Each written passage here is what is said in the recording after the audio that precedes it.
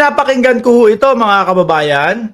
Sabi ko doon sa umpisa, naku po, anak ni Marcoleta gustong ipakulong si Vice Presidente. Kasi ang sinabi niya ho dito, mga boss chief amo sir, kung impeachment lang, hindi mananagot ang Vice Presidente doon. Kumbaga matatanggal lang siya sa posisyon at hindi lang siya makakatakbo ulit sa susunod na mga eleksyon.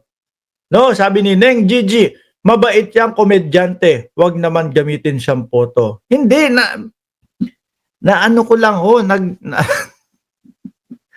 nagkamali, sabi, inaamin ko naman nagkamali ako ng pagkakalabas no. Magaling hong komedyante yan.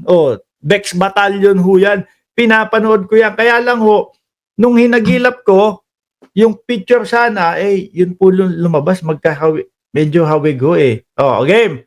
Pakinggan ho natin yung anak ni Marcoleta. Kung ito pong impeachment ay alang-alang sa accountability, hindi po ba dapat natin habulin ang Vice President sa Ombudsman at sa ibang mga korte?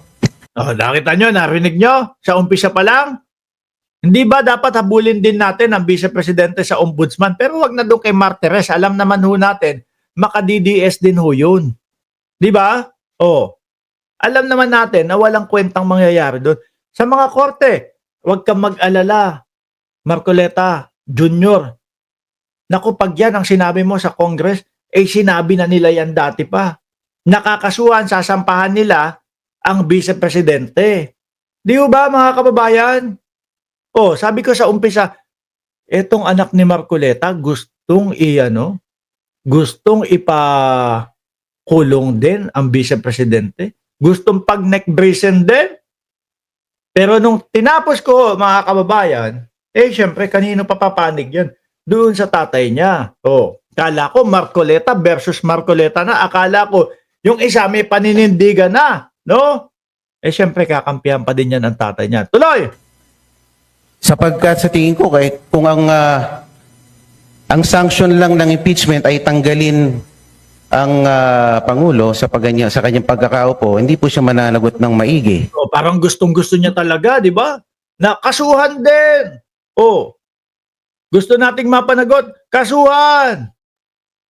Mga bossing, ang House of Representatives po, talagang hahabulin. Talagang gusto pong papanagutin ang Vice Presidente. Graft and corruption, etc. Sino ba pumiyok? Ako ba? Yung si Lassie, yung anak ni Marcoleta. Ulitin ko nga, may pumiyok ba? Natin habulin ang Vice President sa Ombudsman at sa ibang mga korte. Sapagkat sa tingin ko, kung ang impeachment ay tanggalin ang Pangulo sa kanyang pagkakaupo, hindi po siya mananagot ng maigi dun sa kanyang alleged misuse of confidential funds. Di ba dapat managot din siya sa kanyang di umano'y idinispalto na pera? Di po. Talagang gustong papanagutin, gusto ipakulong sa umpisa mga kababayan. Kaya siguro baka mabatukan ni Marcoleta to. Ano ba yung pinagsasasabi mo doon sa umpisa pa lang? Ano bang pinagsasasabi mo? Ba't ka umpisa pa lang? Bakit umpisa pa lang parang gusto mo na ipakulong ang Vice Presidente? Hindi mo na dapat sinasabi yon, hindi mo na binabanggit dapat yon. We should seek other remedies like cases before the Ombudsman at ano pang mga korte. Pagtatapos po ng 2024, sinabi po ng ating mahal na Pangulo na ang impeachment ay hindi importante. Sabi niya, this does not make any difference to any single Filipino life. So why waste time on it? And despite the admonition of the President, the House, through one-third vote, transmitted the articles of impeachment to the Senate. Why didn't we heed the call of the President? Sandali. Yung sinabi ng Pangulo, kumbaga, opinion niya lang yun. No, hindi pa din nakikialam ang Pangulo. It's either sagutin mo, it's either ano tawag doon? Sundin mo or hindi. Opinion lang yun ng Pangulo. masusunod pa din ang House of Representatives. Why did the HRR defy the President's pronouncement? Gusto ko lang pong malaman kung ba't ganon. Parang hindi natin sinusunod ang mga pahayag ng ating Pangulo. Before the Honorable Mark, Di palitan na lang natin, hari at reyna na lang ho ang meron tayo. No, para kapag ka sinabi ng Pangulo, rektahan na, yun ang susundin. No, para saan pa yung Congress? Para saan yung Senado? Kung kung ang opinion ng Pangulo ay kailangan masunod. Di ba? Uulitin ko, opinion lang ng Pangulo yun. Na wag nang ituloy. Pero ako ho naniniwala, mga bossing. Sasabihin nyo, "Uy, Mark, nilalaglag mo si Pangulo." Hindi, pero naniniwala ho talaga ako, mga kababayan. May pitik ni Pangulong Bongbong Marcos yung impeachment na yan. Ho? No? Dahil ano po ang trabaho ng presidente? Ubusin po ang korupsyon. Panagutin po yung mga korap na mga leader. Di ba? Tapusin po ang korupsyon. Yan ang trabaho ng ating Pangulo, mga kababayan. Eto po, isa po sa kinakaharap ng ating bansa, korupsyon ho, mga bossing. Kayo, naniniwala kayo na may pitik si Pangulong Bongbong Marcos dyan sa impeachment na yan? please proceed. Opo. At nung July 25, the Supreme Court, sabi nga nila, inilang dineklara ng articles of impeachment ay unconstitutional at void ab initio.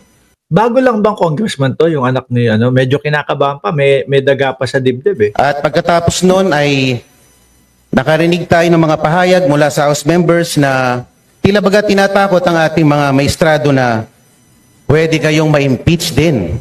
Ano naman? Pwede naman silang ma-impeach talaga. 'Di ba? Pagka nalaman na bias ang kanilang mga ginagawa, pwede naman talaga. Tulad ng Vice President. Hindi, isa ho talaga, mga kababayan, ang tumatak sa utak ko from the Supreme Court ho, mga bossing. Ito na naman. Kada maaalala ko, hindi ko mapigilan tumawa ho, mga boss no? Yung sinasabi nila na hindi daw po nabigyan ng pagkakataon na magsalita o magpaliwanag ang Vice Presidente. Hindi ko pinagtatawanan yung yung Supreme Court, mga kababayan, ha? Sadya lang po talagang tumatak sa utak ko na yung sinabi nilang hindi pinagbigyan, hindi napagbigyan, hindi binigyan ng karapatan na magsalita o magpaliwanag ang Vice Presidente. Yun lang po talaga. Kaya po medyo natatawa ako, mga bossing. Simple Toki, shoutout sa iyo. Despite the motion for reconsideration submitted, the Supreme Hindi nga hinintay ng Senado yan di ba? Nagmadali nga Court through a press briefer reiterated that the decision is immediately executory. Yung desisyon ng Supreme Court, immediately executory. Paano naman yung nakasaad doon sa Konstitusyon ng Pilipinas?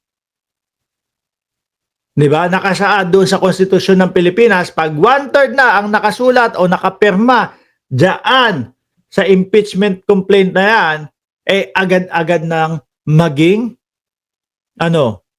impeachment court o maging litigation na si Sara Duterte.